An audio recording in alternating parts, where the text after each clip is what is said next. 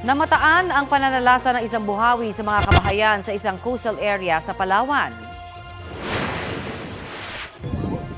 Buhawi mode. Ayon po sa ulat ng Super Radio Palawan, 4 na purok sa Barangay Panakan sa bayan ng Nara ang sinalanta ng buhawi.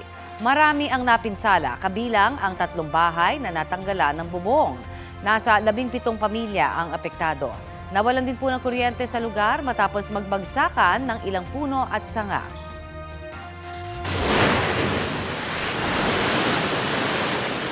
Rumagasan naman ang tubig sa Wawa Dam sa Rodriguez, Rizal dahil sa matinding pag-ulan noong Miyerkules.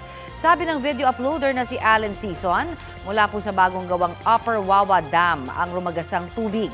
Pinabulaanan naman ni Mayor Ronnie Evangelista ang kumakalat sa social media na nagpakawala ng tubig ang Upper Wawa Dam.